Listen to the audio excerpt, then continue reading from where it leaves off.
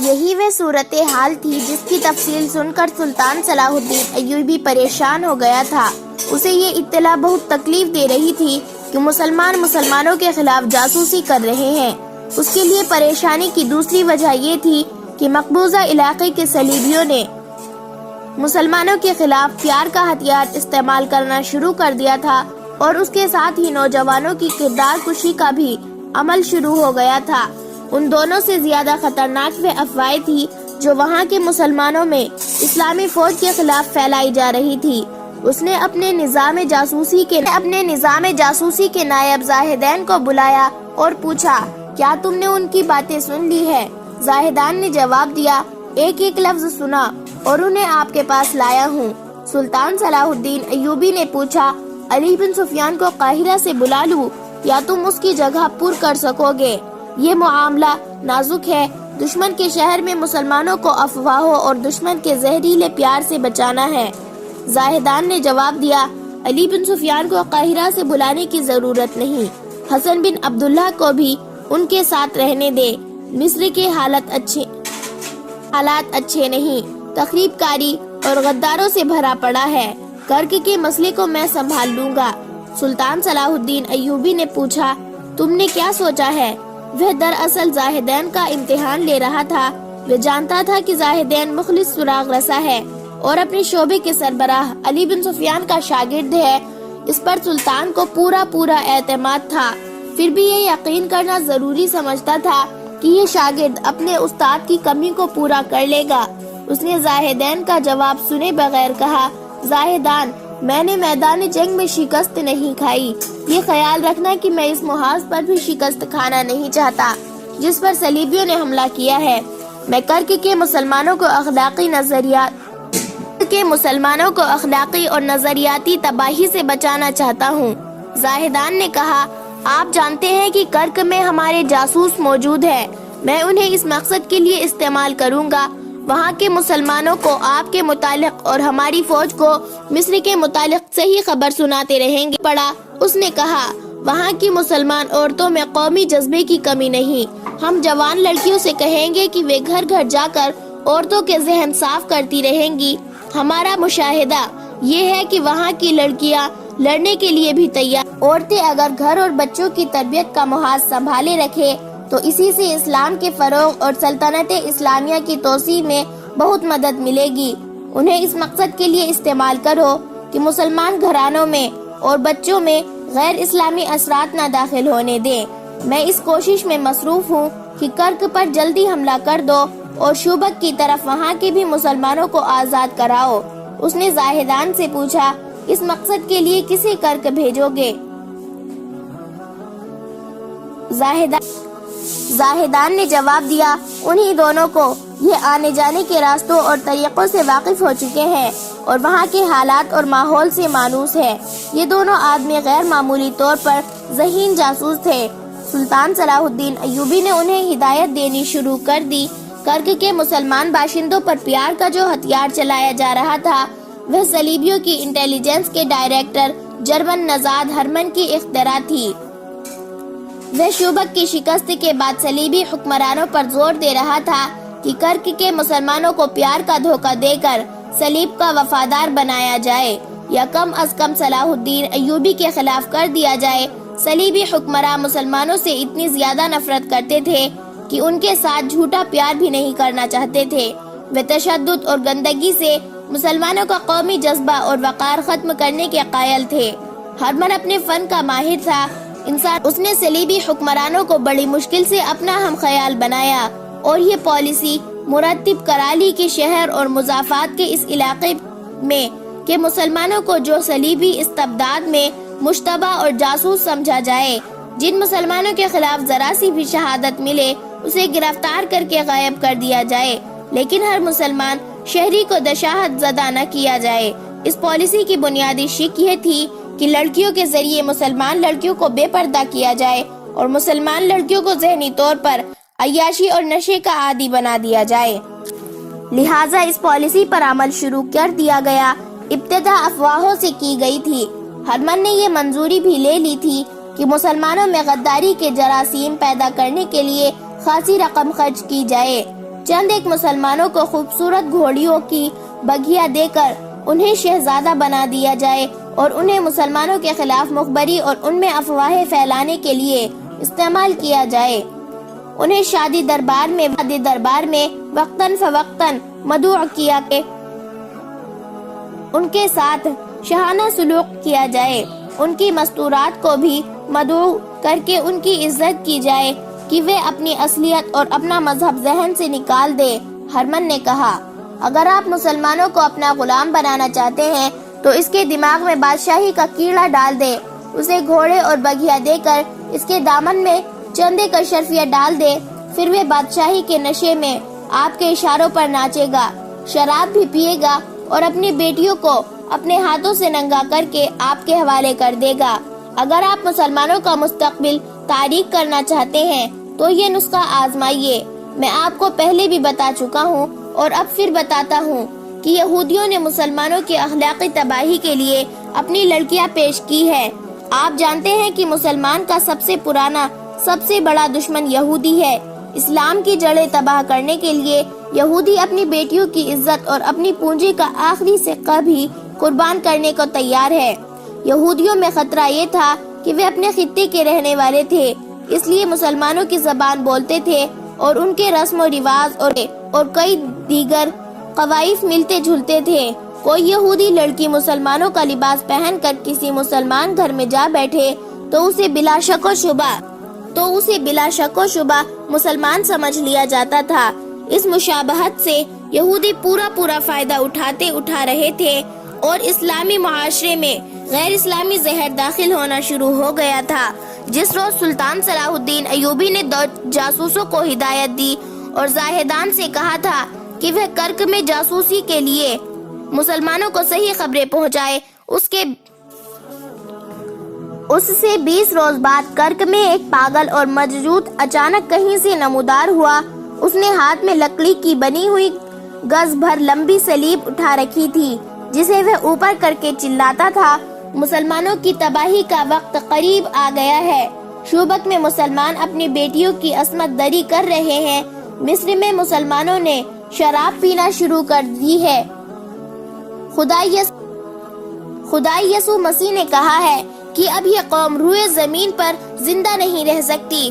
مسلمانوں، نوح کے دوسرے طوفان سے بچنا چاہتے ہو تو صلیب کے سائے میں آ جاؤ، اگر پسند نہیں تو خدائی یہودا کے آگے سجدہ کرو۔ مسجد میں تمہارے سجدے بیکار ہیں۔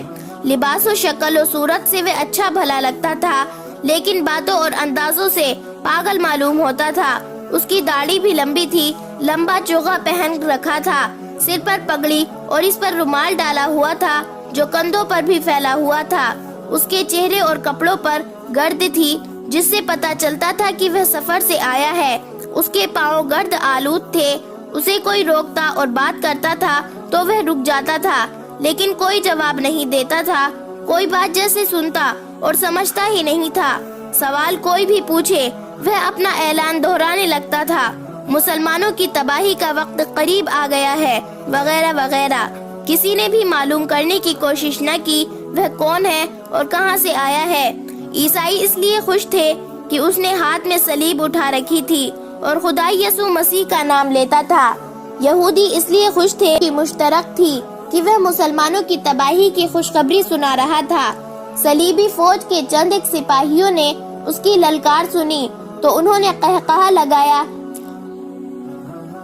شہری انتظامیہ کی فوج نے اسے دیکھا تو اسے پاگل کہہ کر نظر انداز کر دیا۔ مسلمانوں میں اتنی جرأت نہیں تھی کہ اس کا منہ بند کرتے۔ مسلمان اس کے منہ سے اپنی تباہی کا اعلان سن کر ڈر گئے تھے اور انہیں غصہ بھی آیا تھا مگر کچھ بھی نہیں کر سکتے تھے۔ یہ مضبوط شہر کی گالیوں اور بازاروں میں گھوم رہا تھا اور اس اعلان کو دوہرا رہا تھا، مسلمانوں، صلیب کے سائے میں آ جاؤ، تمہاری تباہی کا وقت آ گیا ہے، مسجدوں میں تمہارے سجدے بیکار ہے۔ کہیں کہیں وہ یہ بھی کہا کرتا تھا، کرک میں مسلمانوں کی فوج نہیں آئے گی، ان کا صلاح الدین ایوبی مر چکا ہے۔ وہ اوت پٹانگ اور بے معنی فکرے بولتا تھا جو ثابت کرتے تھے کہ وہ یہ پاگل ہے۔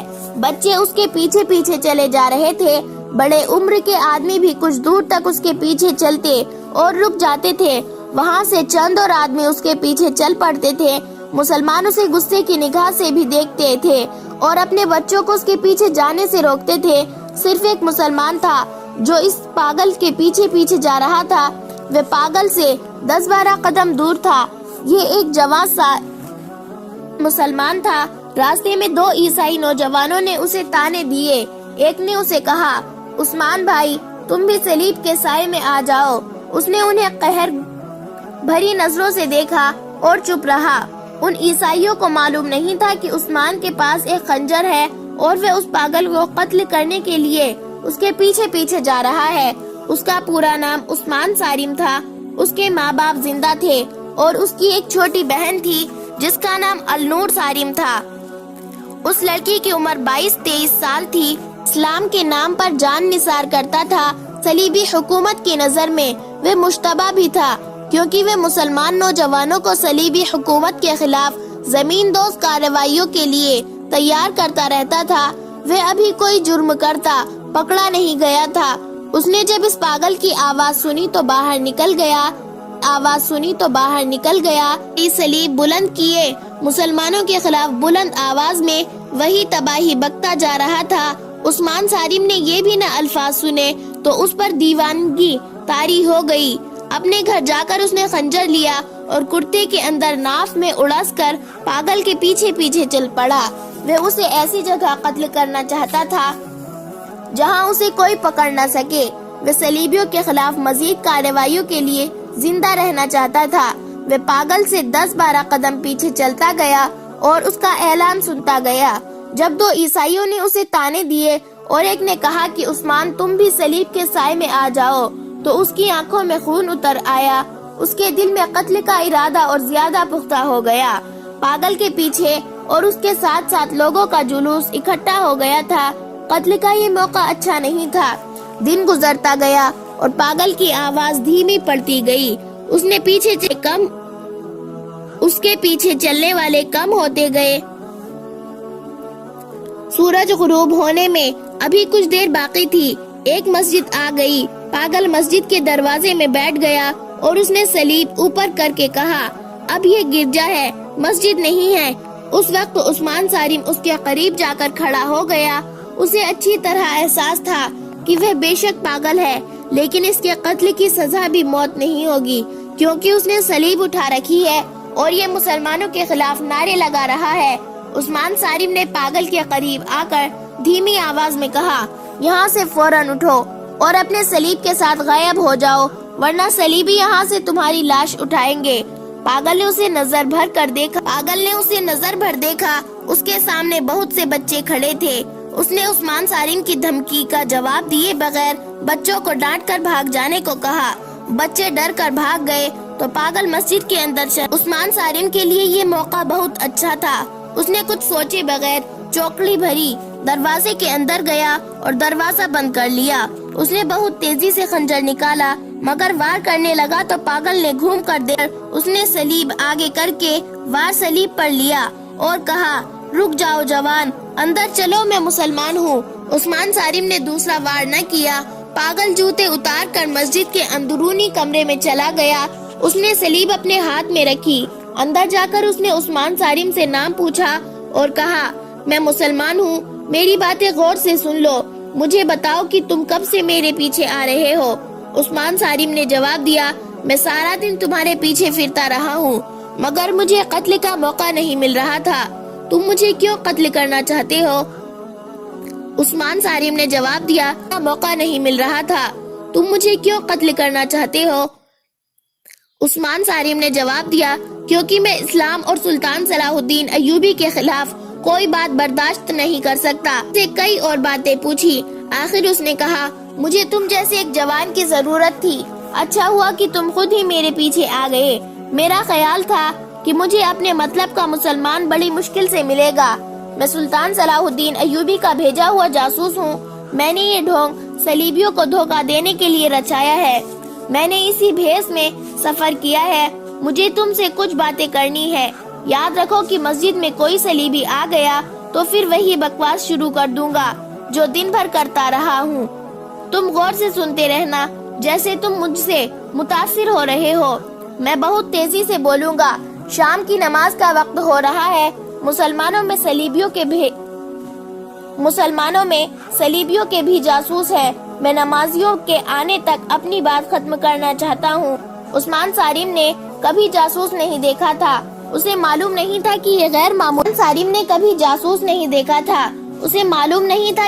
معمولی طور پر ذہین جاسوس ہے، جس نے اسے چند سوال پوچھ کر پہچان لیا کہ یہ جوان قابل اعتماد ہے۔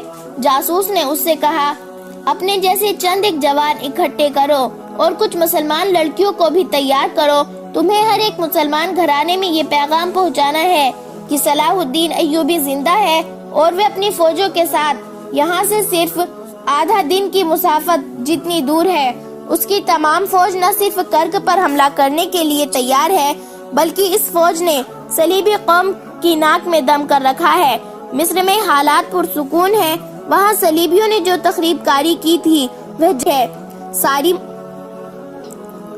عثمان صارم نے پوچھا، صلاح الدین ایوبی کب حملہ کرے گا؟ پہلے صلاح الدین ایوبی کا پیغام سن لو اور یہ ہر ایک نوجوان کے ذہن پر نقش کر دو۔ ایوبی نے کہا ہے کہ سلطان صلاح الدین ایوبی نے کہا ہے کہ کرک کے مسلمان نوجوانوں سے کہنا کہ تم ملک اور مذہب کے پاسباں ہو۔ میں نے پہلی جنگ لڑکپن میں لڑی تھی۔ فوج کی کمان میرے چچا کے پاس تھی۔ اس نے مجھے کہا تھا کہ محاصرے میں گھبرا نہ جانا۔ اگر تم اس عمر میں گھبرا گئے تو تمہاری ساری عمر گھبراہٹ اور خوف میں گزر جائے گی۔ علمدار بننا چاہتے ہو تو یہ علم آج ہی اٹھا لو اور دشمن کی دیواریں توڑ کر نکل جاؤ، پھر گھوم کر آؤ اور دشمن پر جھپٹ پڑو۔ میں گھبرایا نہیں۔ 3 مہینوں کے محاصرے نے ہمیں فاقہ کشی بھی کرائی، لیکن ہم محاصرہ توڑ کر نکل آئے اور ہم نے جس خوراک سے پیٹ بھرے وہ دشمن کے رسد سے چھینی ہوئی خوراک تھی۔ ہمارے جو گھوڑے محاصرے میں بھوک سے مر رہے تھے، ہم نے ان کی کمی دشمن کے گھوڑوں سے پوری کی۔ صلاح الدین ایوبی نے کہا کہ میری قوم کی بیٹی سے کہنا کہ دشمن نے تم پر پیار کے ہتھیار سے حملہ کیا ہے۔ ہمیشہ یاد رکھنا کہ کوئی غیر مسلم کسی مسلمان کا دوست نہیں ہو سکتا۔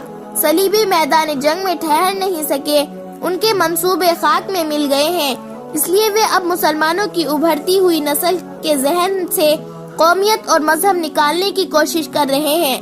انہوں نے جو ہتھیار استعمال کیا ہے وہ بڑا ہی خطرناک و خرابیاں پیدا کرنے کے لیے عیسائی اور یہودی ایک ہو گئے ہیں۔ یہودیوں نے اپنی لڑکیوں کے ذریعے تم میں حیوانی جذبہ بھڑکا رکھا ہے اور تمہیں نشے کا عادی بنا رکھا ہے۔ میں یہ نہیں کہوں گا کہ حیوانی جذبے اور نشے سے تمہاری عاقبت خراب ہوگی اور موت کے بعد تم جہنم میں جاؤ گے۔ میں یہ کہنا چاہتا ہوں کہ کردار کی یہ خرابیاں تمہارے لیے اس دنیا کو جہنم بنا دے گی۔ تم اسے جنت کی لذت سمجھو، تم جسے جنت کی لذت سمجھتے ہو وہ جہنم کا عذاب ہے۔ تم صلیبیوں کے غلام ہو جاؤ گے جو تمہاری بہنوں کو بے آبرو کر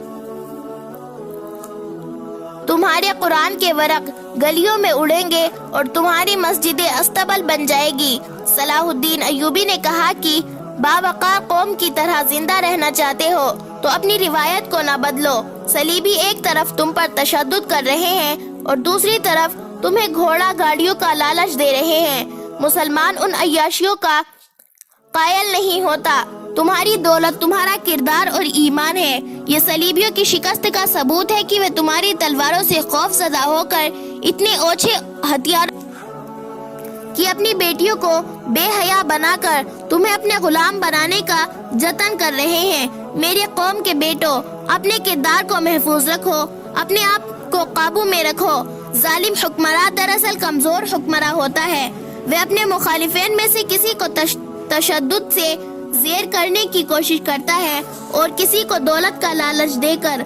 تم ظلم و تشدد سے بھی نہ ڈرو اور کسی لالچ میں بھی نہ آؤ۔ تم قوم کا مستقبل ہو، ہم قوم کا ماضی ہے۔ دشمن تمہارے ذہنوں سے تمہارا درخشندہ ماضی نکال کر اس میں اپنے نظریات اور مفادات کی سیاہی بھرنے کی کوشش کر رہا ہے تاکہ اسلام کا مستقبل تاریک ہو جائے۔ دشمن صرف تم اپنے تابع کرنے کی کوشش کر رہے ہیں کہ وہ تم سے خائف ہیں۔ اپنی نظر آج پر نہیں کل پر رکھو، کیونکہ تمہارے دشمن کی نظر تمہارے مذہب کے کل پر ہے۔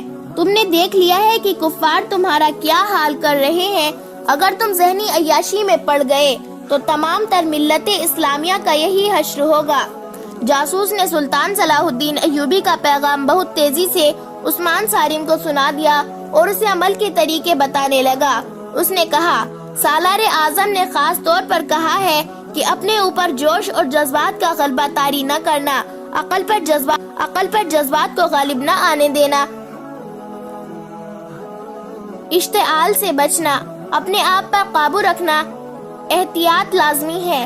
جاسوس نے اسے بتایا کہ وہ اور اس کے دو ساتھی کسی نہ کسی روپ میں اسے خود ہی ملتے رہیں گے اور یہ رابطہ قائم رہے گا۔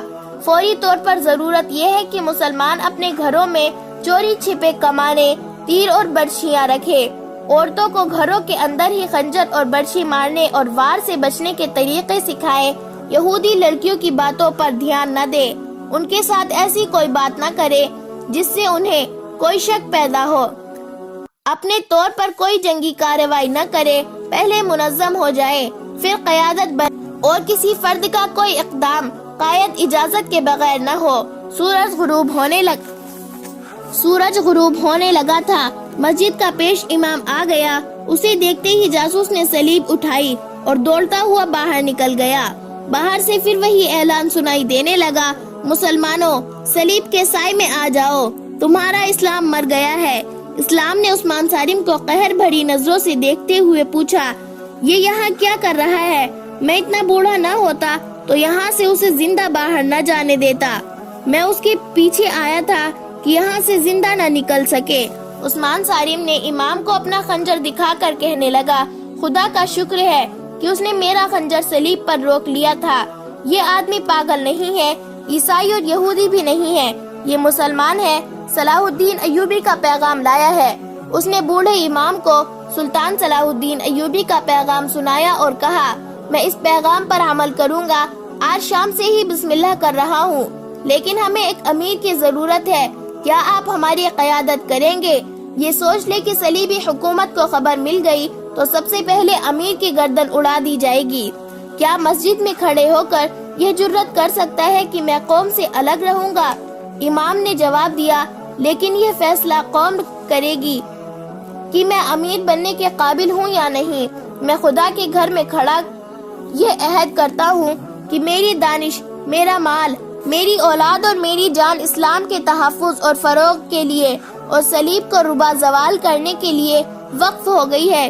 میرے عزیز بیٹے، صلاح الدین ایوبی کے پیغام کا ایک ایک لفظ ذہن میں بیٹھا لو۔